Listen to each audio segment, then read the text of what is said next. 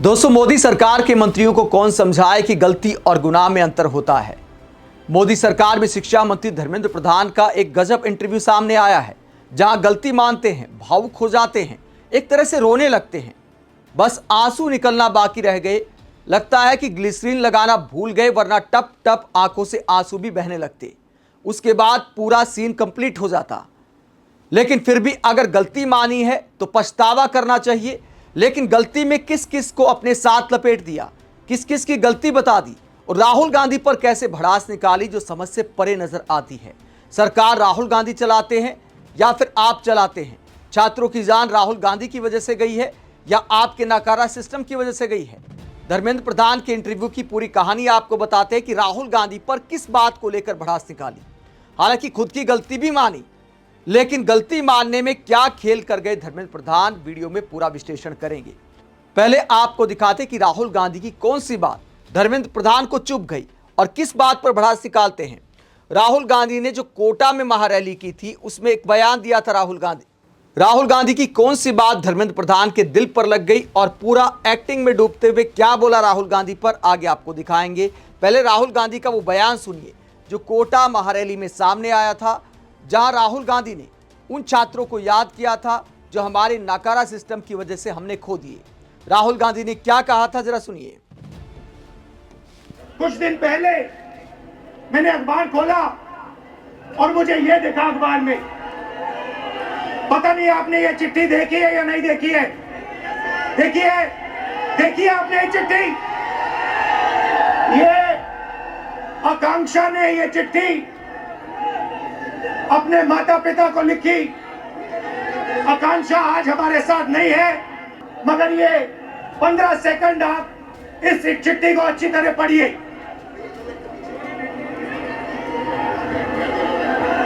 ये आकांक्षा डॉक्टर बनना चाहती थी। इनके पिता से कुछ दिन पहले मेरी बात हुई। पैरालाइज्ड है, कर्ज लिया। आकांक्षा का नीट का पेपर लीक हुआ और आकांक्षा कहती है, लास्ट लाइन में आपके लिए पढ़ूंगा, सॉरी मम्मी पापा, मैंने सब बर्बाद कर दिया आप दोनों का, मैंने सब बर्बाद कर दिया आप दोनों का। सच्चाई ये है कि ये आकांक्षा की गलती नहीं थी। ये आकांक्षा के माता पिता की गलती नहीं थी, ये एजुकेशन सिस्टम की गलती थी।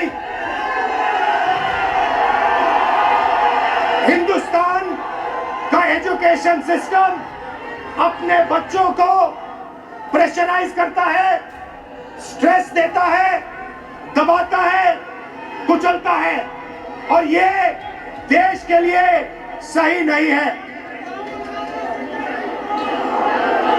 मैं चाहता हूं कि हम सब एक साथ मिलकर we work together to ensure that no student in this crowd, no student in this country ever feels what this young lady felt, ever feels the desire to kill themselves. तो एजुकेशन सिस्टम पर सवाल उठाते हुए राहुल गांधी कहते हैं कि हमें मिलकर आवाज उठानी होगी, इस सिस्टम को बदलना होगा ताकि कोई आकांक्षा की तरह भविष्य में फील ना करे। और वाकई बहुत पते की बात कही है। वो तमाम छात्रों को याद किया राहुल गांधी ने। लेकिन धर्मेंद्र प्रधान क्या कहते हैं?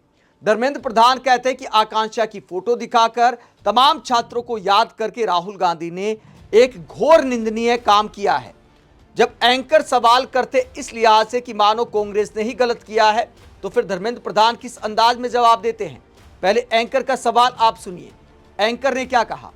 एनडीटीवी के वरिष्ठ एंकर है अखिलेश शर्मा, मैनेजिंग एडिटर हैं एनडीटीवी के, और किस तरह से सवाल करते हैं मानो राहुल गांधी ने ही गलती की है।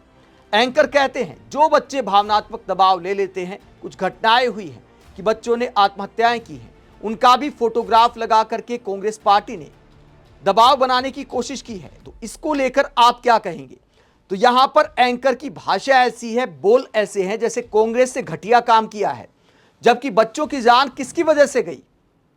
इस सवाल के जवाब में धर्मेंद्र प्रधान खुद को महान दिखाने के लिए दिखावे के तौर पर गलती मानते हैं और क्या कहते हैं? कहते ये तो अत्यंत निंदनीय बात है। देखो, जो बच्चों की जान चली गई उसके लिए हम भी जिम्मेवार हैं। पिछले 5 साल से मैं भारत के शिक्षा विभाग के दायित्व में हूं।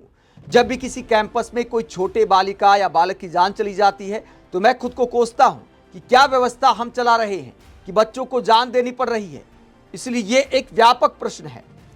तो धर्मेंद्र प्रधान खुद को अकेले में कोसते हैं, इस बात का खुलासा करते हैं। ये स्टेटमेंट खुद को महान और खुद को संवेदनशील दिखाने के लिए धर्मेंद्र प्रधान ने दी है, वरना कोसते तो सिस्टम में बदलाव करते। क्या बदलाव आपने कर दिया? एक के बाद एक पेपर लीक हो रहे हैं, पेपर मार्किंग में गड़बड़ी हो रही है, जहां सवाल पूछने वाले छात्रों को हमारे यहाँ के टीवी एंकर पाकिस्तान का बता देते हैं और मंत्री सवाल पूछने वाले नेताओं को पता नहीं क्या क्या बोल देते हैं, दहशतगर्द बोल देते हैं, देश को बदनाम करने का आरोप लगा देते हैं। लेकिन जिन छात्रों की जान चली गई, जिनके लिए धर्मेंद्र प्रधान खुद को भी जिम्मेवार मानते हैं, तो जवाबदेही कौन लेगा? खुद की गलती मानने के बावजूद आगे किस किस को लपेटते हैं? व्यापक प्रश्न बताते हुए किस किस के पास समाधान बताते हैं। कहते इस प्रकार की घटना ना हो, ये तो सबको दायित्व लेना पड़ेगा। समाज को दायित्व लेना पड़ेगा, शिक्षकों को दायित्व लेना पड़ेगा, परिवार को दायित्व लेना पड़ेगा, उस बच्चे के मनोबल को बढ़ाना पड़ेगा। तो इसको लेके मैं राजनीति करूं और विशेष करके परीक्षा के 2-3 दिन पहले मैं सूची निकालूं, इससे घिनौना काम कुछ नहीं हो सकता है। तो यहां पर राहुल गांधी पर घिनौना काम करने का आरोप लगाते हैं। तो अपनी बात पूरी करते करते धर्मेंद्र प्रधान राहुल गांधी को लपेट लेते हैं, घिनौना काम करने का आरोप लगाते हैं। तो क्या पेपर लीक राहुल गांधी ने कराए हैं तो आपको सबूत देने चाहिए। घिनौना काम आखिरकार किसने किया है? ठीक है, परिवार को छात्रों का मनोबल बढ़ाना चाहिए, इस बात में कोई दो राय नहीं कि माँ बाप की अपेक्षाओं का बोझ भी कई छात्रों पर जरूरत से ज्यादा होता है। और सिर्फ मैं गरीब छात्रों की बात नहीं करता, जो पैसे वाले हैं वो भी उम्मीदों का बोझ इतना ज्यादा डाल देते हैं। तो माता पिता को भी ये समझने की जरूरत है कि बच्चा डॉक्टर नहीं बनेगा तो ऐसा नहीं कि जिंदगी में कुछ नहीं कर पाएगा। और भी बहुत सारे पेशे होते हैं। अगर बच्चे में टैलेंट है, अगर आपको कुव्वत दिखती है, आपका बच्चा डॉक्टर बनना चाहता है, तो ही उस पर उम्मीदें डालनी चाहिए। और नाकाम होने पर भी ये बच्चे के मन में डर नहीं होना चाहिए कि अगर मैं नहीं कर पाया माँ बाप की उम्मीद के मुताबिक तो माँ बाप के सपने टूट जाएंगे, माँ बाप बिखर जाएंगे, मैं क्या मुंह दिखाऊंगा। इस तरह की भावना बच्चे के अंदर नहीं आनी चाहिए। समय समय पर माता पिता को काउंसलिंग करनी चाहिए, इस बात में कोई दो राय नहीं है। लेकिन इन सारी बातों से अलग अगर पेपर लीक की वजह से बच्चे भावनात्मक रूप से टूट जाते हैं तो कई बार माँ बाप भी असहाय महसूस करते हैं।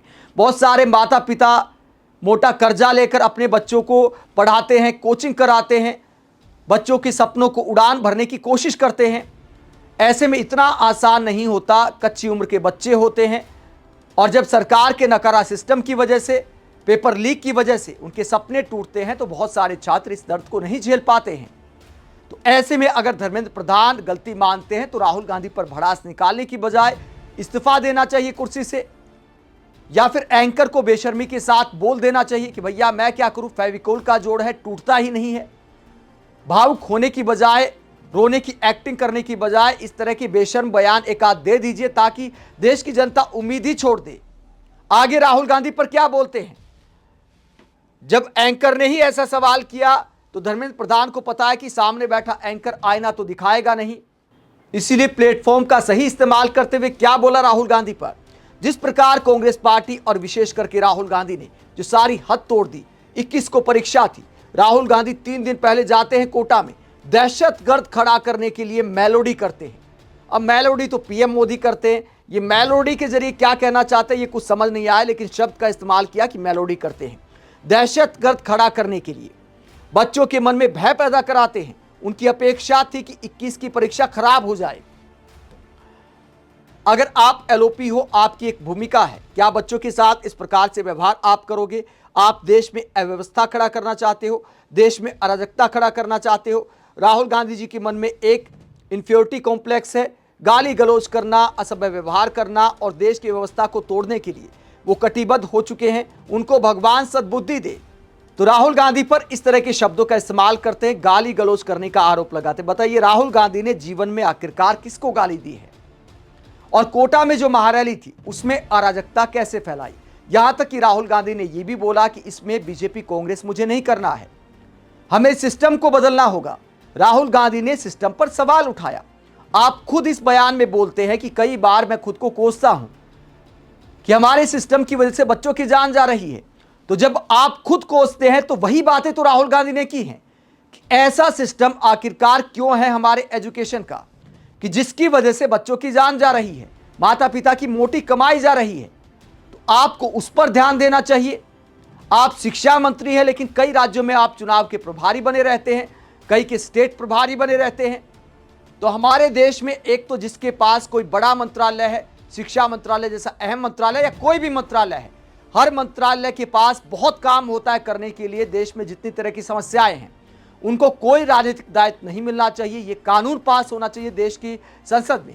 अगर पार्टी को जीत दिलाने के लिए, सरकारें बनाने के लिए, सरकारें गिराने के लिए अगर जरूरत है नेताओं की, तो भैया मंत्रियों से बाहर भी बहुत सारे चेहरे होंगे। आरएसएस से और नेताओं को भी जिम्मेदारी दे सकते हैं। 24 घंटे की ड्यूटी होनी चाहिए मंत्रियों की अपने काम के लिए, चाहे शिक्षा मंत्रालय हो, चाहे वित्त मंत्रालय हो, चाहे रेल मंत्रालय हो, चाहे कोई मुख्यमंत्री हो, मंत्री हो। उनके पास कोई राजनीतिक दायित्व नहीं होना चाहिए। यह देश का नियम कानून होना चाहिए, क्योंकि देश में बहुत सारी समस्याएं हर महकमे में काम करने के लिए, जिसमें 24 घंटे भी कम पड़ सकते हैं। लेकिन ऐसा हो पाएगा, इस बात की उम्मीद बिल्कुल नजर नहीं आती।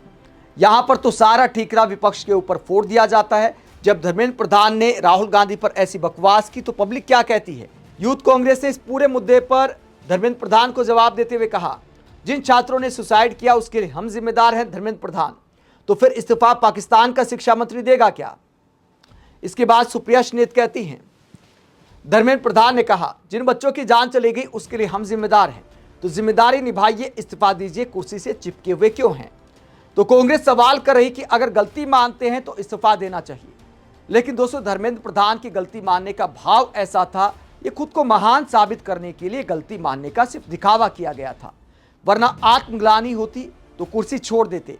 जवाबदेही नाम की भी कोई चीज होती है। अगर वाकई अकेले में खुद को कोस रहे होते तो या तो कुर्सी छोड़ देते या पीएम मोदी को बोल देते कि मोदी जी कृपया मुझे कोई दूसरा मंत्रालय दे दीजिए, ये मंत्रालय मेरे बस का नहीं है, इसमें बहुत आत्मग्लानि का सामना करना पड़ता है। आप इस पूरे मसले को लेकर क्या सोचते हैं? कमेंट बॉक्स में अपनी राय जरूर दें। साथ ही चैनल को सब्सक्राइब भी करें। नमस्कार।